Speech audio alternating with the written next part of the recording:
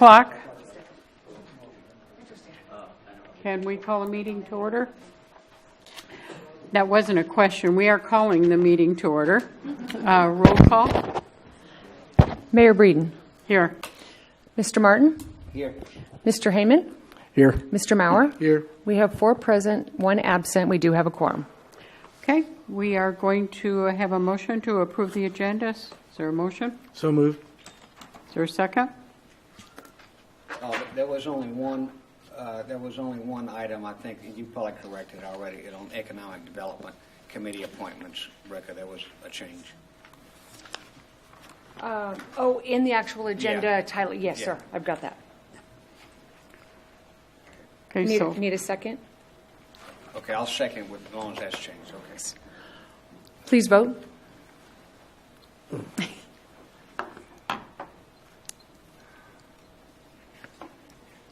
Four ayes, motion carries. Okay, the next item, if you stand for the pledge. And Mr. Cox, would you lead us in the pledge, please? Yes.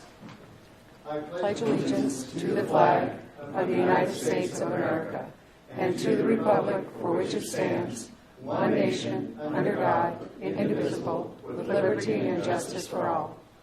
And Mr. Maurer, would you lead us, please, in the invocation? Our Father in heaven, we are grateful for the opportunity to have a meeting together this evening. We're thankful for the blessings that we receive by living in this bounteous country and the freedoms that we enjoy. We pray that thy Spirit will be with us tonight, that we might be guided by thee, that we might be able to make the decisions that will make this community a better place to live. And please bless us all, we pray, in the name of Jesus Christ, our Lord and Savior. Amen. Amen. Please be seated.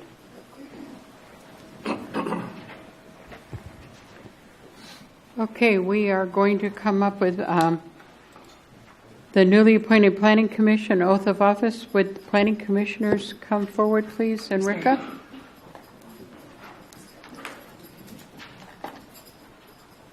I'm just going to have you all stand right back here. We're going to do it all at the same time.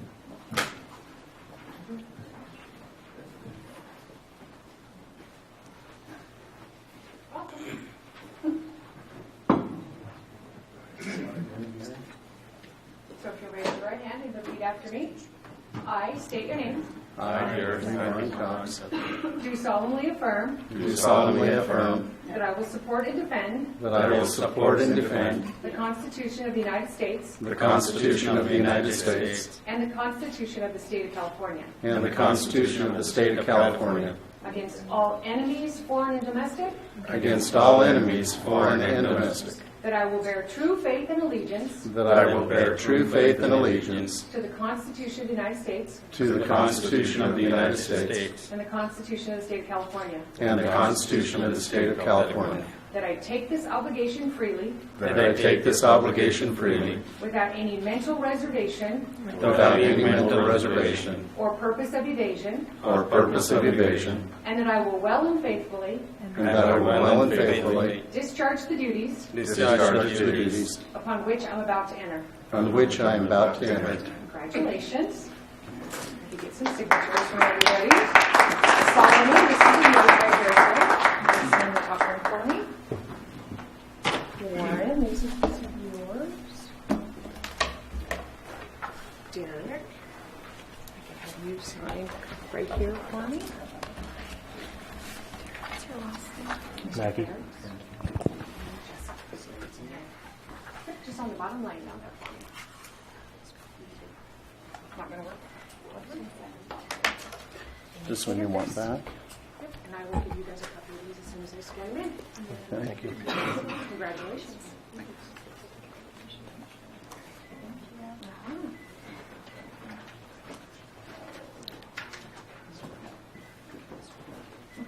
We want to thank you all for your service and your willingness to do a job for which there is little glory and a lot of burden, and thank you for the hard work and dedication that you serve. Okay, the next item is presentation of the completion of the cat room addition at the animal shelter. Sir?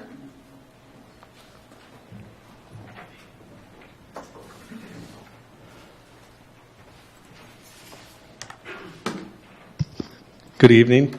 Just wanted to share with you the good news that's going on out at the animal shelter.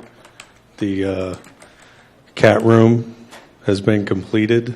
Just a little bit of history. If you weren't out there before this room, there were cats everywhere. There were cages stuffed in corners, and there were just not enough room in that old room. So, location of our shelter, in case you guys want to adopt cats or dogs. Timeline, the plans were approved in December of 2016. We had our ribbon cutting in April of 2017, and then the building was just completed last month, December of 2018. These are some of the people that were responsible for making it happen. Mary Stage, one of the hardest working people I know, and you'll go to get one cat and you'll leave with 5, so just be careful. Marcia Thigpen, she was the primary financial donor. The Indian Wells Valley Humane Society, they were great through the whole process. Brian Horton and his construction company did a lot of work for free, and that's who the Humane Society hired to do it. And then they also did the bricks, so you buy a brick, and that money went to the project also. This was the ribbon cutting. Then Chief Strand, and Mary and Mayor and Council was there. First dirt. These are some pictures of the construction, tearing stuff up. That's the footprint of the new room. If you look to the left of the gentleman spraying the hose, that's the old cat room, and it was tiny. So you can see how much room. That's the finished product, as it sits today. This is the interior of the new room. This is the front part, and this is what it looks like now today. So they're lots of storage, lots of places to clean things. If you haven't been to our shelter, you could eat off the floors at that place. It's spick and span. This is the back area of the building. This is actually where the cats live. And yes, they live in condos. That's what these are called. These are heated, air-conditioned, and ventilated. So you're able to, and then there's 2 sections to the condo, one for the litter box and then one for them to sleep and rest. And it should immensely reduce the sicknesses that travel through the felines. This is the finished product. This picture was when they were being installed. As you can see above where the cutout, where the drywall is not complete, each one of those cages has condos, has the ventilation system that runs up and then a fan that sucks out the bad air. That's the other side. We can now accommodate up to 64 cats in that room. Easy to service and clean the condos and the area, and provides a healthy environment for them. This is some of the cats in there now. They're waiting for you guys to come get them, especially that one. This is the old room. As you can see, it's small. That door goes into the new cat room. So this is on the old portion of the building. So now it's an area that families or individuals who want to adopt them can take them to this room and play with them and see how they interact. These were the bricks I was talking about that people were able to purchase, put their cats or old pets or current pets on them and their names. This is the area outside where this is located, where the bricks are located. So a seating area out by the flagpole. Marcia Thigpen, the one who left all the money to do this project and other projects out there. A little bit about her. She's a retired school teacher. She was a longtime supporter of the shelter. She herself adopted numerous pets from the shelter, and she would also help financially pay vet bills and help people get their pets taken care of if they had a medical issue. It's not just the shelter. This was her. And on the building forever will be a plaque dedicated to her and what she's done for our community. And the grand opening, I hope everybody comes, will be February 21st at 13:30 hours or 1:30 in the afternoon. So hope to see you all there. Any questions? I want you to know my wife and daughter went out there and they got away with only 2 cats. They Must have not saw Mary. I went out there last weekend and said, "You're mine, but you got to wait 2 weeks." So it's an amazing experience because so many of them are not so scared anymore. You can actually go up to them and they've been personalized, I guess, by not having to be put in those little cages. So Right. thank you. Any other comments? Okay, we will go to the next item. The presentation on the completion of the splash pad.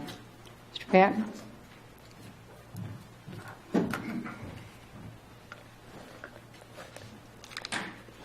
That's not fair that I don't have any cute little cats to show. Okay. Let's see. So Freedom Park Splash Pad, everybody knows that we've been working on this project for the past year, and we finally come to completion. We're at the point now where the project is complete, it's fully operational, and next week we'll have a final walkthrough with the contractor just to make sure we don't have any other issues.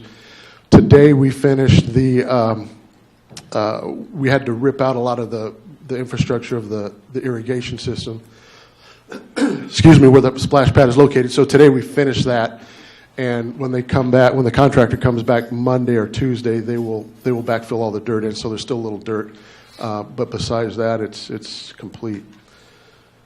So you can see we broke ground in January 2018. You can see they're just digging the stuff up. They got the safety fence around the area. Just got started there. September 2018, just more construction. You can see they started putting up the forms for the cement, and you can see the pipes sticking up all through the middle, which is where all the water features will come through. And all of the tall structures there are where the canopies for the seating shade structures will be, or are. They're up now, as you'll see a little bit later. And you can see this was actually during the Parade of 1,000 Flags. More of the construction here, again, just a lot of the infrastructure, just kind of showing you the progress of the project. The big box you see up there is the pump house, and where all of the equipment and everything runs through to the actual splash pad itself. So in October, we finally started pouring concrete. You can see there's a lot of concrete, and you can see the water lines in the middle that actually shoot up into the air, about to get covered in cement there. They laid it in 3 different sections. Just more of the concrete. It gives you an idea of how much area of concrete we laid. They did the perimeter first, which is the walking area, and then they started to do the inside, where all the water features are. Just more concrete work there. So installation of the equipment began in November of 2018. As you can see the big lift there, bringing that. If you go by there, you'll see the big water feature on top, which is really the feature item, which you'll see a little bit later in the park. But November was when they really started to put everything together as far as the features of the splash pad are concerned. See them just doing some more work, getting that big bucket, that American flag bucket up there put together. And this here's pretty much the finished product. You can see the shade structures are up, the water features are all up. You can see they have all kinds of stuff. The one coming up with the red loop on top, that's a feature when it gets charged. Water comes out of it and it spins around and shoots water out. And then you have a couple of little guns down here, as you can see, and they can squirt water at each other. And I'm not going to tell you what the big one does because I'm going to show you in a minute. It's pretty impressive. It's just another angle of the project. You can see there's seating areas and benches along all around the area. Most of it's covered, but there's a couple that aren't covered in case people want to sit in the sun. Just another angle there. So this is, and you can see the big shade structure there, where it actually has 5 picnic tables, so it can accommodate birthday parties and things like that. Again, the big green structure there is the actual pump house where all the equipment is stored that operates the splash pad itself. And you'll notice just in front of that, there's some markers, and you see the water box down there. That's where the contractor actually, that's the proposed site for the restroom if we choose to put one in. I'm not going to go into that too much right now because that's still at the committee level and hasn't been to the council yet, but that will be the proposed site where we already have all of the utilities ready to go if and when we decide to move forward with that project. Just another angle showing where the restroom would be located. And a big part of where it's located, as you can see, we have 2 accesses. We have to comply with ADA access, so we won't have to do any additional concrete pouring to allow for ADA access. So this is kind of a topical view of the project. If you remember when had the drawings done and showed the drawings, it looks spot on. They finally did a really good job. So that's how it looks. And like you can see the dirt all around. That's where we had to redo the irrigation system, and that should be covered up early next week. So, what happened? They went sideways on me.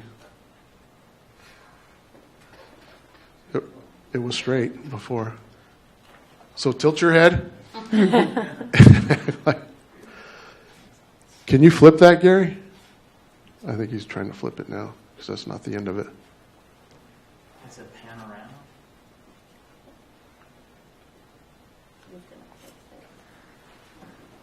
It was straight up and down. What happened?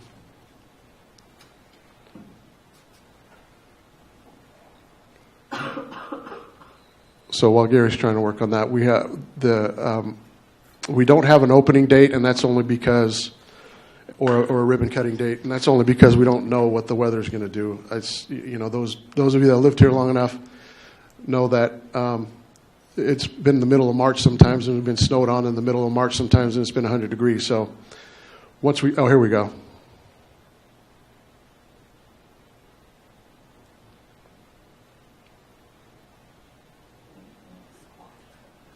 Yeah, it looks a little compacted. How deep is that water right there? What do you mean? There's no water. It's just surface. Okay, So there every is no 8 minutes, depth. what you It's see just happening simply now water happens. on the concrete. Yeah, it's just water on the concrete, and there's drains. It goes straight into the drain and recirculates, gets purified, and back out again.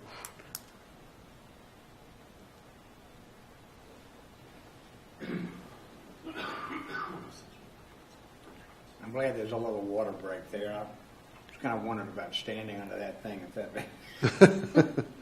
No, it's every 8 minutes that the big American flag bucket up there. It takes 8 minutes to fill up. Then it just releases, and then you wait for another 8 minutes, and it goes off again.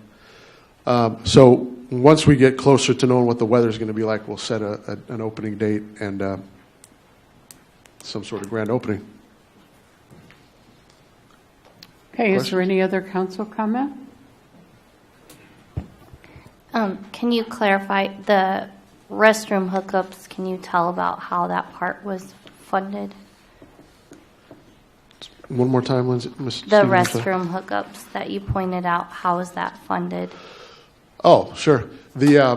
What she's talking about when I showed you where the restroom was going to be located, the utilities are there now because the contractor agreed, since it took an extended time and there were so many delays in the project, that they would run the utilities for us at no additional charge, which was quite a undertaking because the amount of the electricity was the big one. Because the amount of electricity needed, we didn't have the capability of it, so they had to add electricity to our panels and rerun all the wiring, plus run the sewer and plus run the water, which would run into Well, how much does that save us?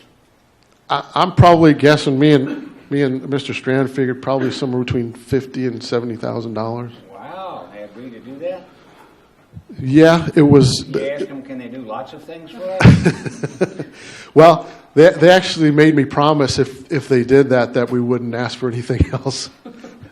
But we actually ended up running into another issue with a shower, because there's a shower located on site that wasn't hooked to our timing system, and it had to do with the pressurization of the system.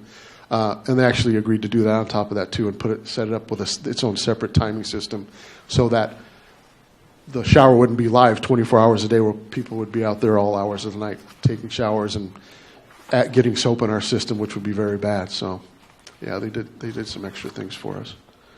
Well, I would vote that we wait for a magnificent sunny day before we do any kind of a grand opening. I would agree. That's why I don't want to say a date yet, because that time of year, well, the springtime of year when we're hoping to open, it's unpredictable. Is there any additional comments? Okay, comments from the public? Question.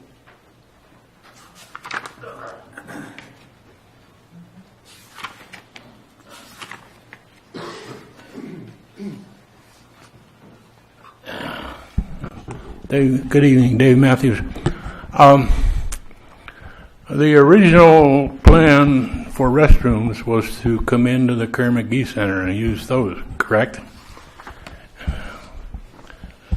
Yeah, the reason for that is the original plans had no plans for a restroom with this project. And we decided that wasn't a very good idea, so we decided maybe we should put one outside. So what I'm suggesting here is that we've either got to put the restroom out there now, or this thing essentially becomes useless. So, thank you.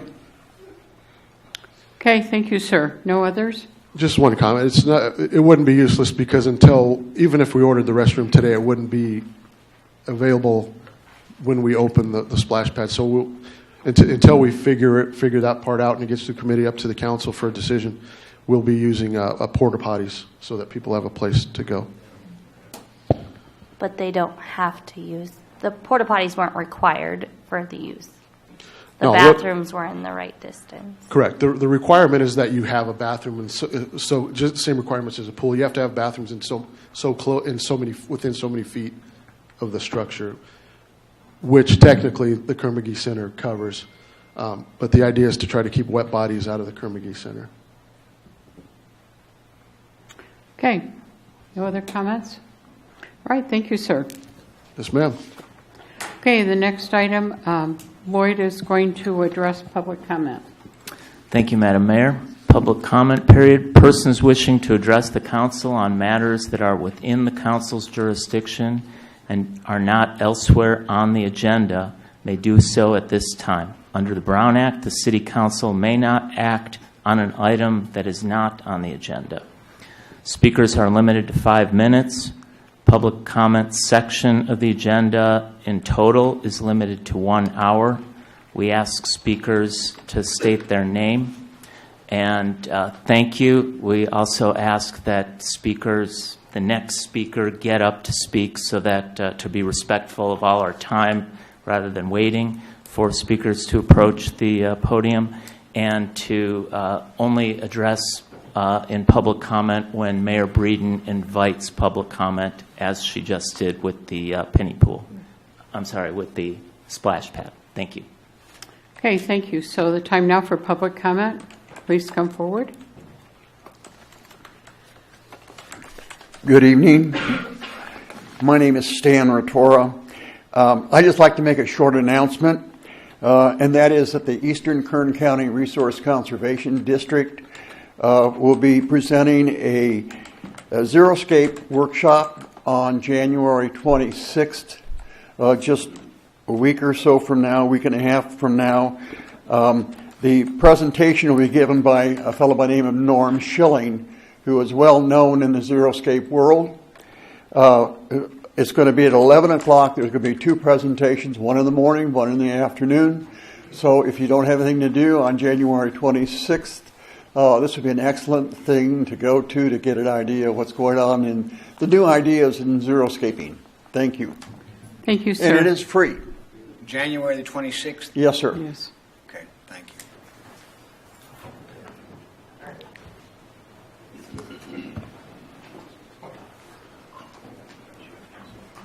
Dave Matthews, address is on file.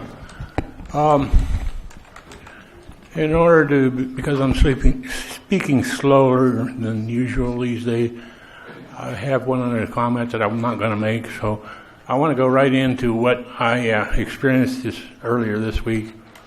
I had occasion to check out a job opening for a police clerk online, and it took me a while. I actually had to call the police department to find out where I could find it. And when I did, I was a little bit amazed. It didn't give a complete description of all the benefits that went with the position, and I think that's important, especially since I checked, and the reason I got there is not because I was going to apply for it, but I know a couple other people that might. So I was going to pass it on to them. But in my experience, I looked at the duties, and there's quite a bit to do there that I felt I would even have to go through some training to get to. So I'm wondering if training is available for if there is a close match. And also, the salary range that I saw was from the low $2,000 per month to the low $3,000 per month. Well, believe it or not, with my Social Security and my federal retirement system, I'm in about the same range, and I consider myself to be either below or in the poverty level. So I can't believe that we're actually employing people at that level. So what I'm suggesting is that you at least spell out the benefits and things that go with it, because I couldn't find them. Maybe they're there somewhere else on the website, but it wasn't obvious from that particular application. And I don't know about you, but I would be interested in maybe having some future meeting, have the city manager go through some of the positions and their levels that I think people might be amazed at how little maybe we're actually paying our people. But there may be some too that are well off. But I think maybe a presentation covering the range and some of the other benefits that go with some of the positions would be very informative to the public and maybe the council also. Thank you. Thank you, sir.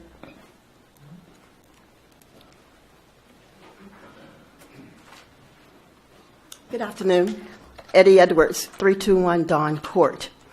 Tonight I'm here to extend a personal invitation to all of our civic leaders and the community on behalf of the Martin Luther King event coming up on Monday at Crossroads, starting at 11 o'clock and ending at noon. You can stay for snacks if you'd like, but we would like to invite each of you and everyone in the community to come out. Last year we filled Victory Baptist Church, and our goal this year is to fill Crossroads to capacity. Thank you very much. Thank you so much.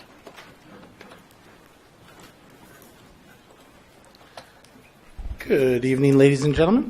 Members of council, sorry I wasn't able to be here on December 19th. Sorry, Eric Bruin, Desert Valleys Federal Credit Union, 100 East Ward. Sorry I wasn't able to be here on December 19th. I know Mr. Holloway presented my words for you guys. I just wanted to reiterate again, now that the decision has been made regarding the formerly escrowed land in the Ridgecrest Business Park, that Desert Valleys has a very distinct interest in speaking in regards to parcel 28. We made that request on December 19th, and we just want to again reiterate our interest in opening those negotiations, largely because strategically it makes a lot of sense for us to get this thing rolling if we're going to do what we'd like to do. I would want to remind you guys that parcel 28 is the washout land next door to our property. Mr. Hawley wasn't able to give you a description of that land, but if you want to go back, we purchased the land that our property is on now in 2003. I know I signed the agreement in 2004. And that was formerly a complete washout. The entire intersection was, and we put the necessary improvements in there. There was close to $400,000 worth of ground improvements that our property required. We're expecting that property is going to require a substantial amount of ground improvements as well, if you look at how much dirt has been washed out of that property. And so, therefore, that's why I use the term negotiate, because we believe we can not only improve the business park, but also put some serious, again, improvements into the property for both the city as well as for our business. Thank you again. I look forward to having the conversation as soon as possible. Thank you.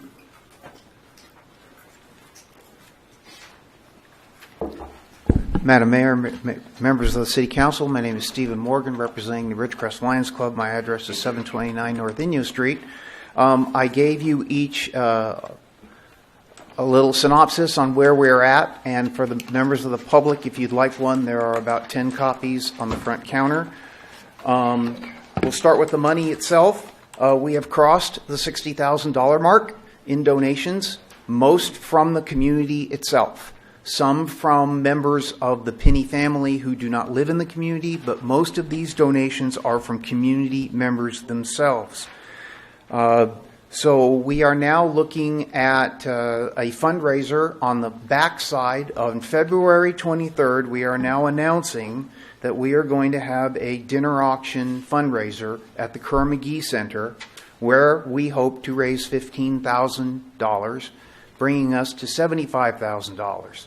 Go over this very briefly.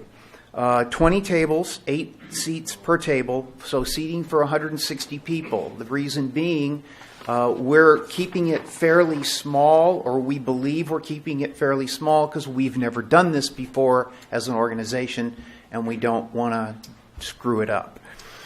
Right now, we have table sponsorships available for $800. For $800, you get the 8 dinner tickets.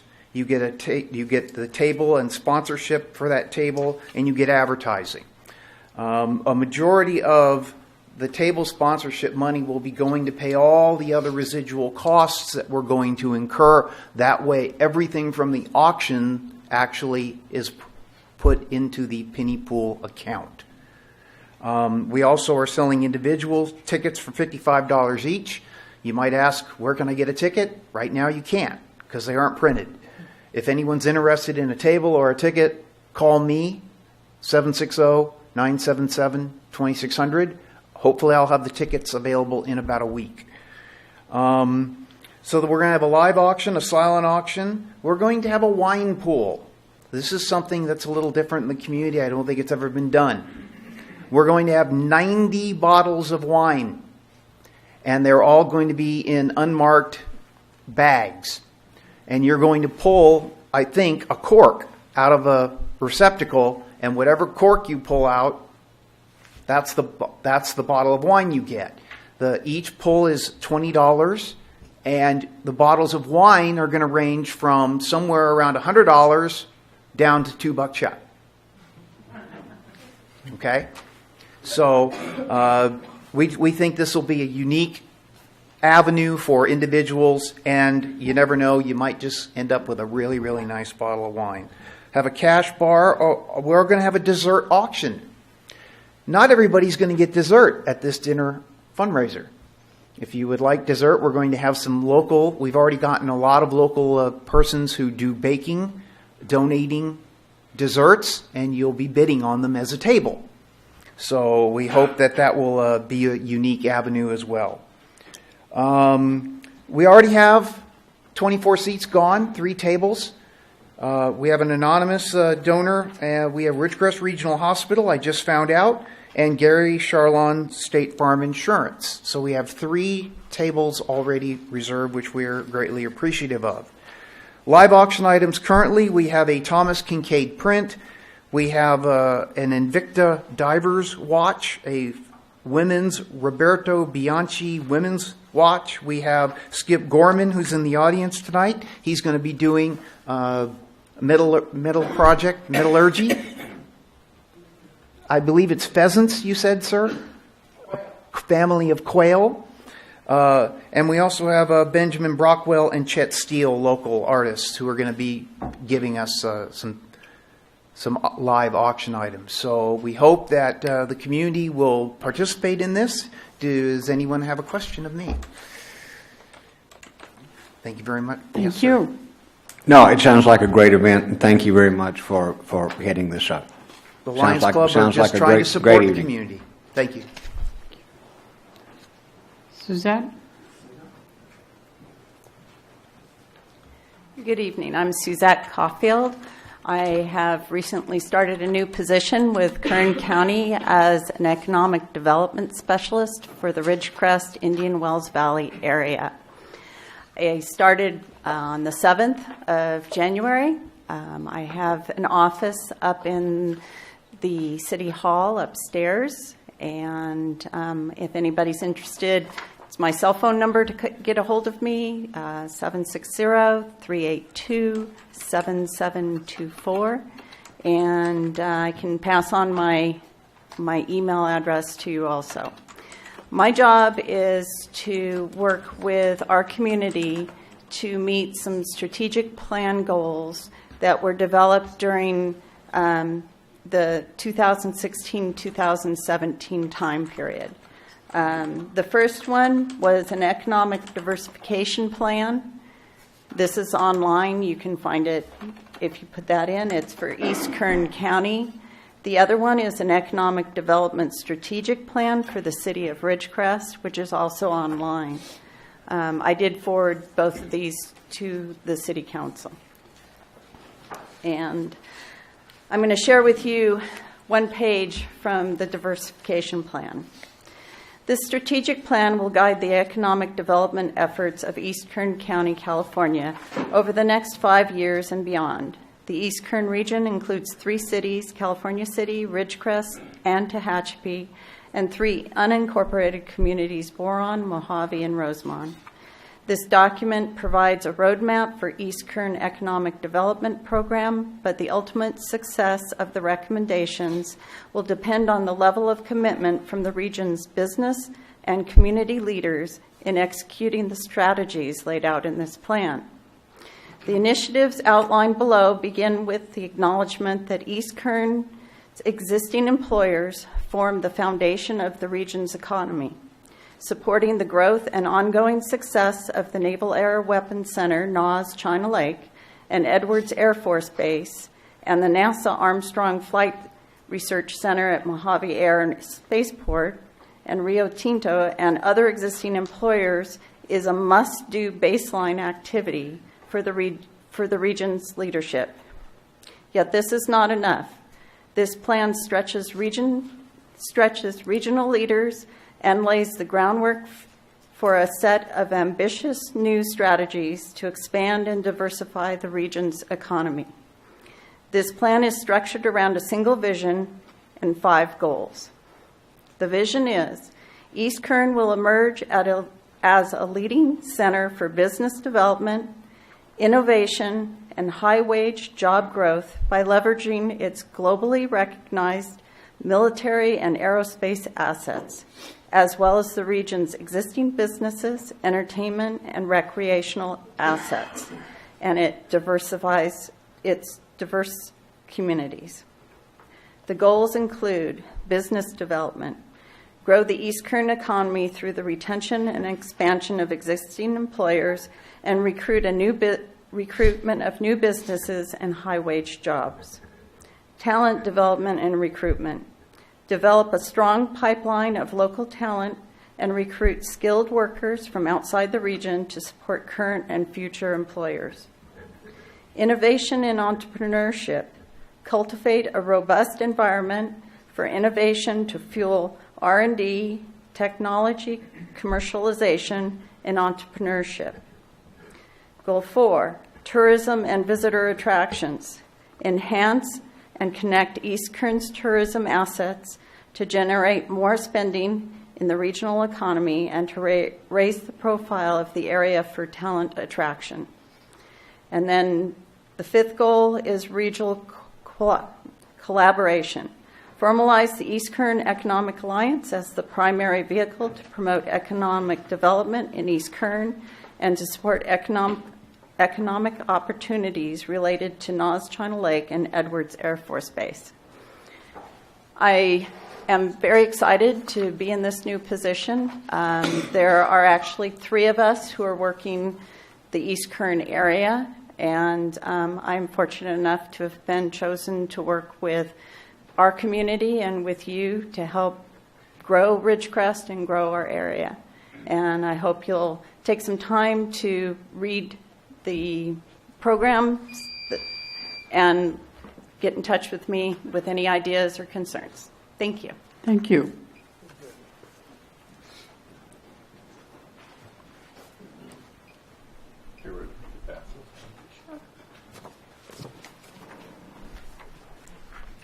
Good evening, Council.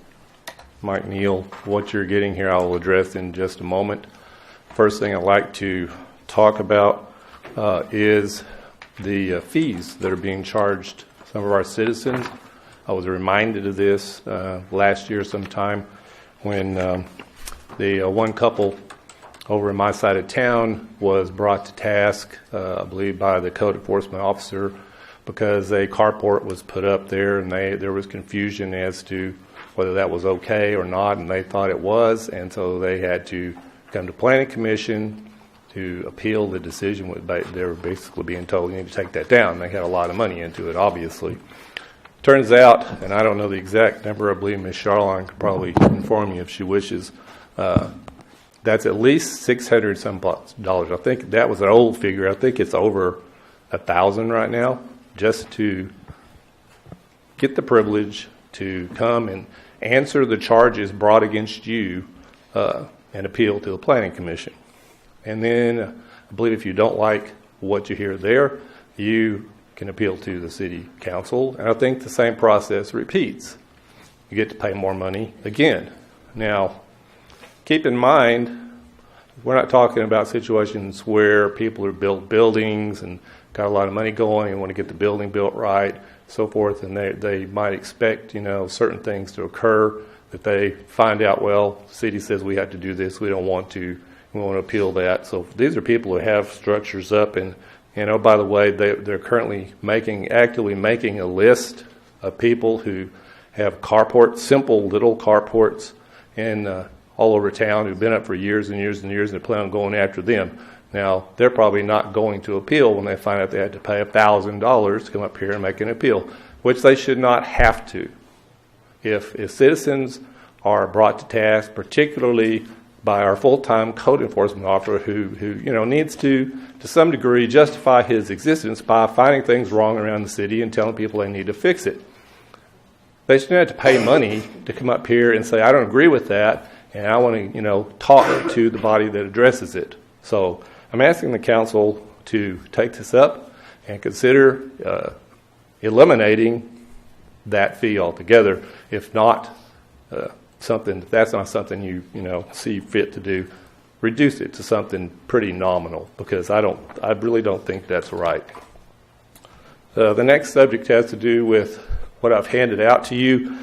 Once again, we're here talking about the public's right to speak under the provisions of California law under the Brown Act.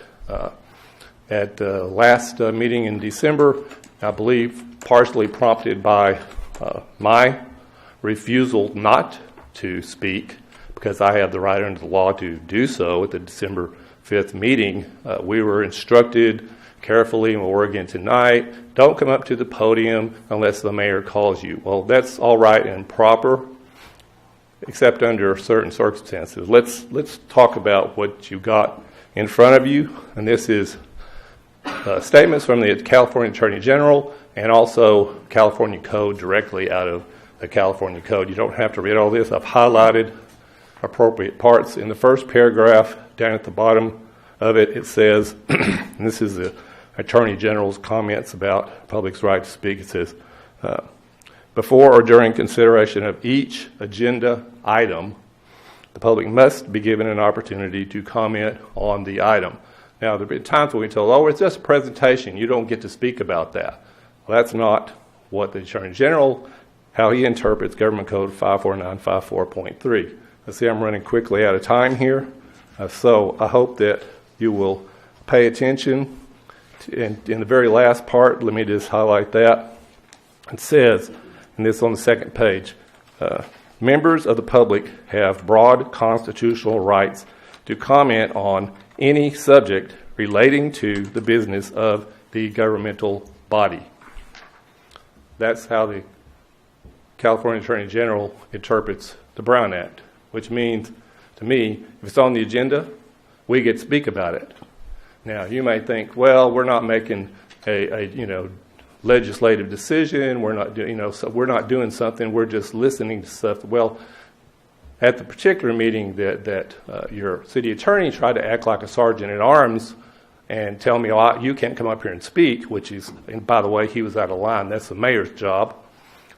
We were considering a very important appointment, and the public, it looked like that was going to get done, and the public was not going to be allowed to speak.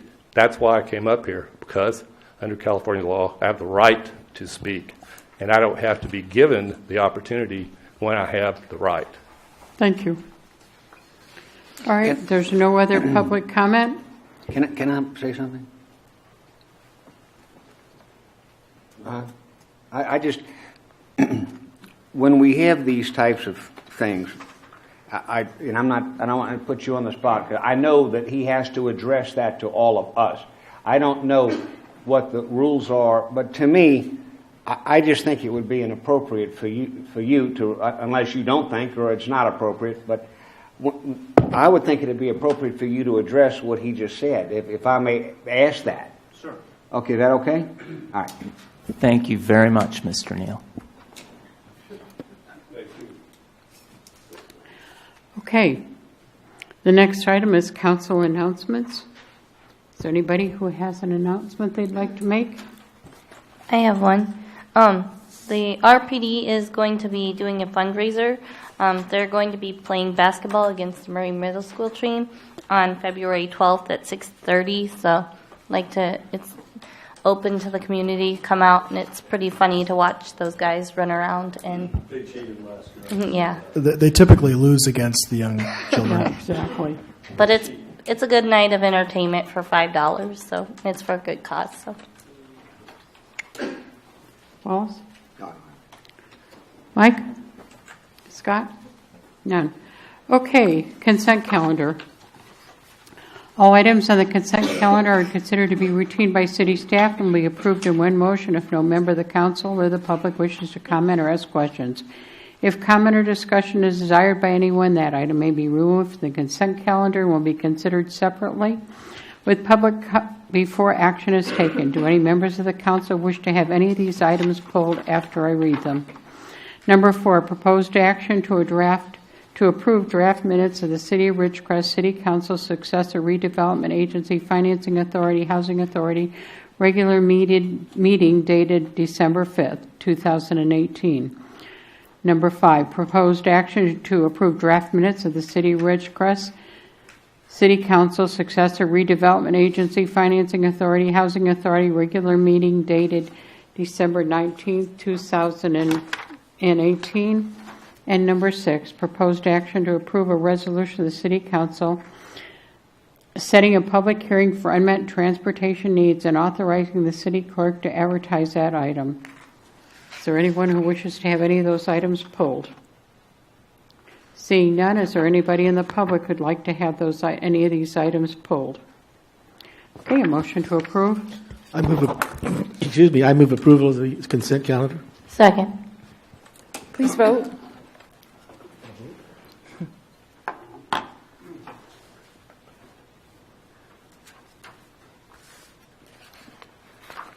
Five ayes, motion carries. Okay, the next item is discussion and provide guidance to the cities represented on the board of the Indian Wells Valley Water District Groundwater Authority. Scott? Okay, so there's no new update to report from last month's GA meeting due to the fact that the GA meeting was canceled because of the conflict with the holidays. The next GA meeting is tomorrow, and I presented the council tonight with a copy of tomorrow's agenda and also copies of the most recent TAC and PAC reports that are coming out. They're going to be presented to the GA tomorrow. So a couple of the current items that TAC and PAC are working on there. TAC and PAC's working really hard right now on a variety of issues and concerns with in regards to the GA. A couple of the big topics right now are shallow well impact studies that are being done. They're also looking at importation of water, and so currently they're taking in info on and looking into hiring a professional firm that specializes in water importation. So those are a couple of the big items that are being looked at right now. Other than that, there's literally dozens of areas that are being worked on through TAC and PAC. So I urge the community and anyone that is interested and has concerns about the water issues in the Indian Wells Valley to attend the TAC and PAC meetings. You can go to the meetings, or you can also pull the minutes from the meetings and review them on your own at home. But I urge the public to get as informed and participate as much as possible on it. But that's all I have at this point. Is there any questions or comments from the council? I have one. No one ever got back to me on how we're supposed to hear about the closed session items. Yeah, I believe Mr. Lemieux was supposed to get back with council on that. His response to me on that was it would be inappropriate for those items to be discussed outside of closed session. I can have him provide a written opinion if you guys wish to have one, but that was his opinion. It's no different than our closed sessions. You know, it's against the law to discuss what happens in closed session. It's the same with the Groundwater Authority.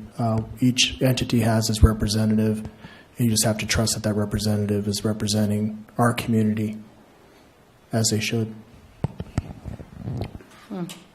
Okay, is there any other comments? Any public comment?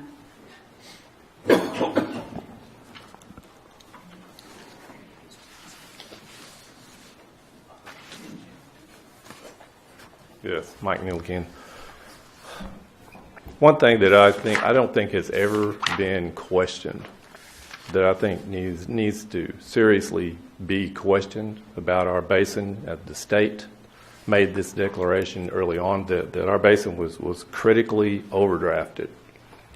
Now, take that in light of the stated fact that we have 3 million acre feet of water in our basin. We're using, around 20,000 plus acre feet per year.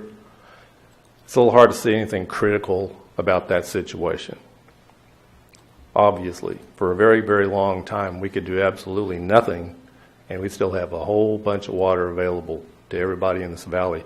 Yet, being placed in the critical overdraft situation puts demands, namely shorter time frame demands on the GSA and everything else. Now, that's, I think part of the reason why the costs have been pretty high for this board. One point in fact, they hired a water resource manager. They were told originally they had a 2-member ad hoc committee. Well, the one firm, Parker Groundwater, wanted $1 million a year. All the, Stetson's firm, they're only going to cost us $250,000. Well, then they cost $250,000 in the first 3 months. And lo and behold, the first year they're going to cost $1 million. Well, that's just $1 million out of all the other costs that they have because, rush. We're a critical. We're not in a critical anything.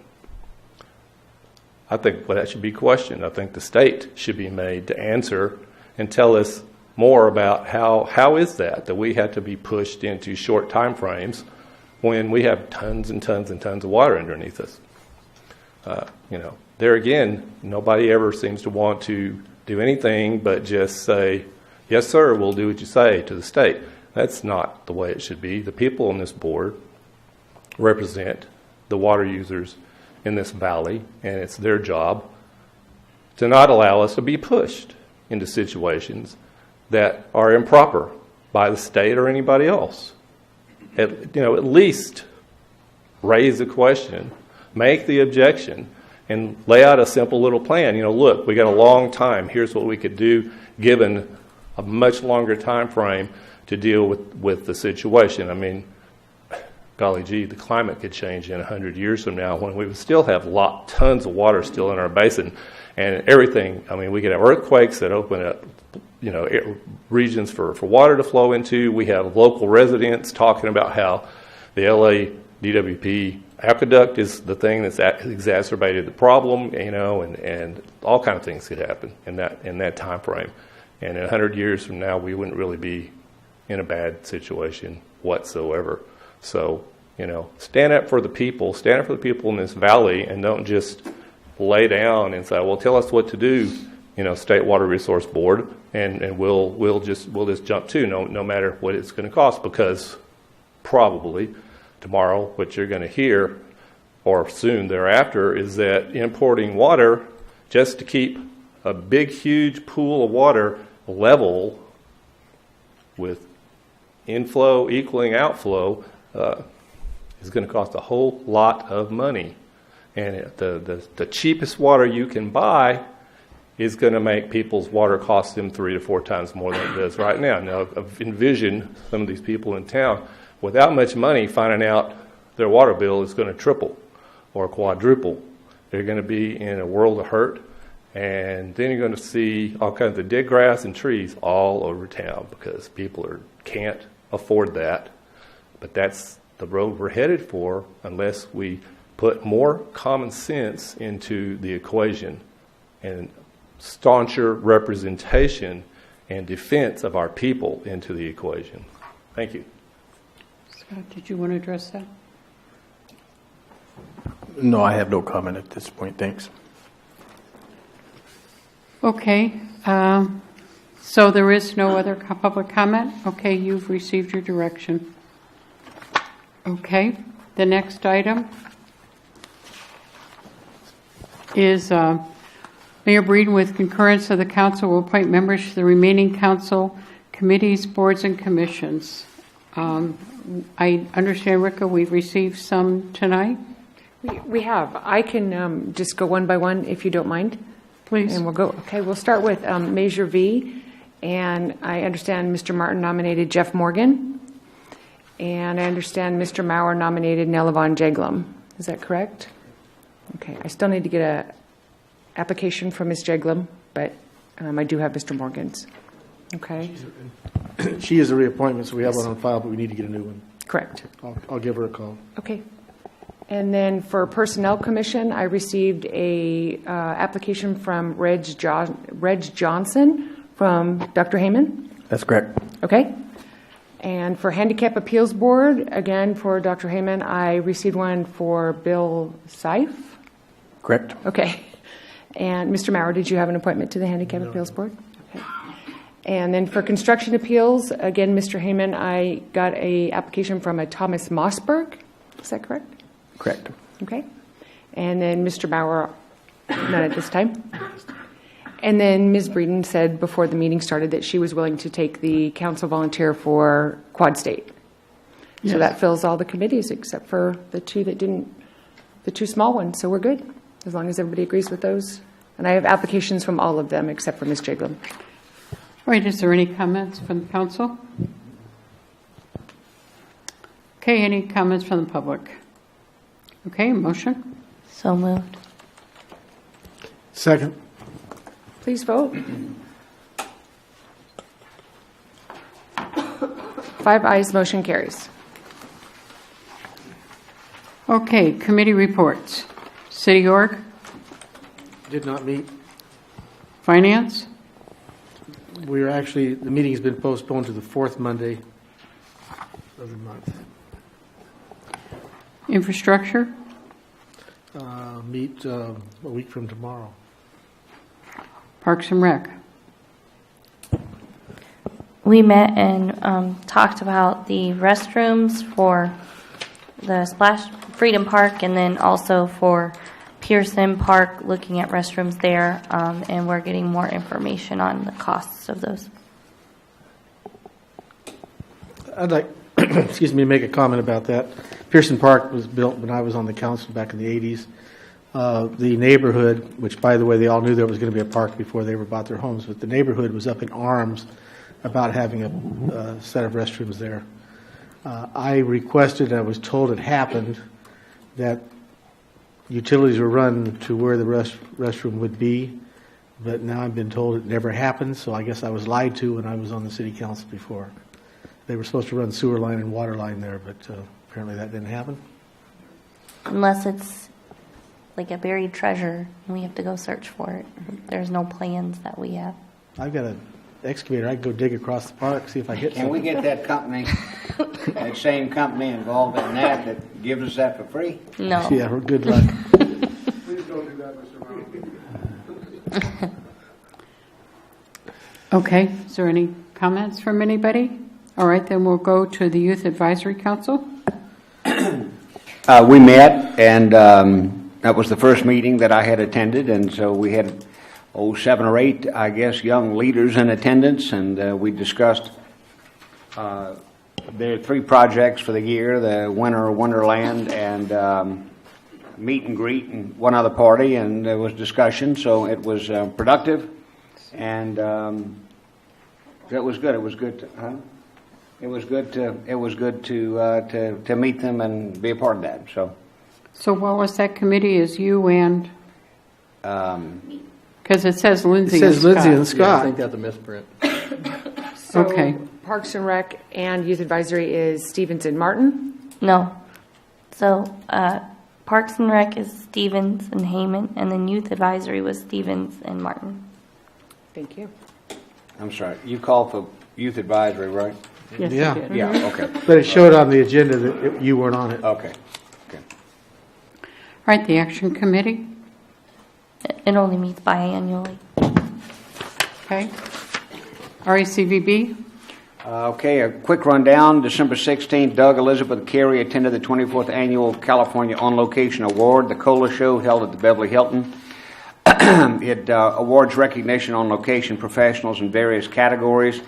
And December the 17th, the same crew attended the Film Liaisons in California Flicks Board of Directors meeting held in LA, held at Film LA, in LA, all right?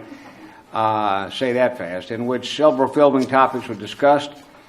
January 19th and 20th, Doug will be attending the San Diego Travel and Adventure Show held at San Diego Convention Center. Over 15,000 attended last year at this thing.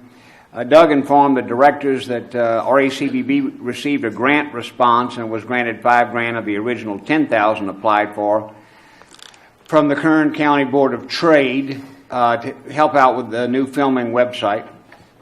Doug advised that the RACVB has purchased from Poster Garden for a new RACVB booth, which will have 2 new skins to promote tourism and 1 to promote filming at trade shows. The group will contact and work with Sierra Sands School District and Saracoso Community College for agreements for use on sporting facility. And they're going to be creating a branding for the Ridgecrest Area Sports Commission. For the month of December, there were 2 productions for filming at Inyakern Airport. For the month of December, there were none. Total community spend for December was $10,500, and that's about it. Other committees, boards, or commissions? Okay, City Manager's report. Yes, Madam Mayor. Just to inform the council, I do plan on bringing the park assessment for a vote to the council on February 20th. We will have Will Dan will be available for that meeting, so we plan on bringing it back to council for a vote for the intent hearing whether or not we move forward with the balloting process to the community or not. I'm also going to have Mr. Lauer come up and give a report on the slurry machine and another roadway consideration.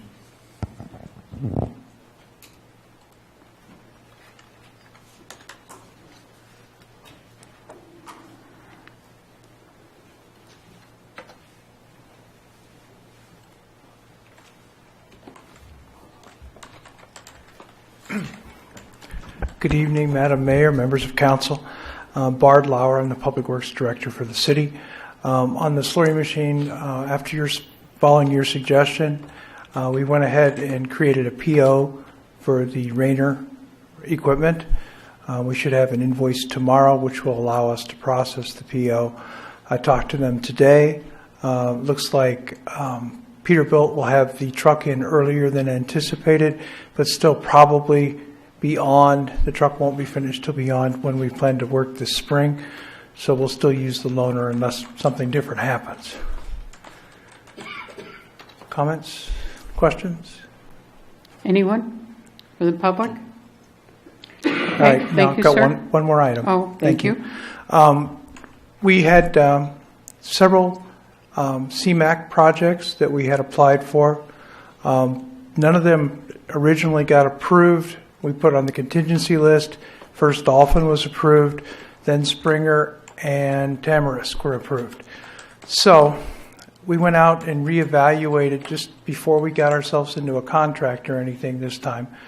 And we believe that we can do the work on Springer cheaper ourselves than what it would cost just for our portion of contribution. We won't need the plans or anything. So we've decided we'd like to withdraw that one. And we're informing you at this point in time. Thank you. Is there any questions or comments from the public? Okay, thank you, sir. Okay, future agenda items. No one has any? Okay, we will go then to mayor and council comments. Lindsay?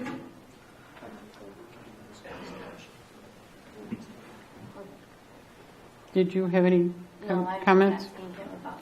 Okay, well, other than just good news, I think it's neat that your report, neat for the new cat room, neat for the new splash pad. We had 3 major neats tonight, so neat, great. Thank you.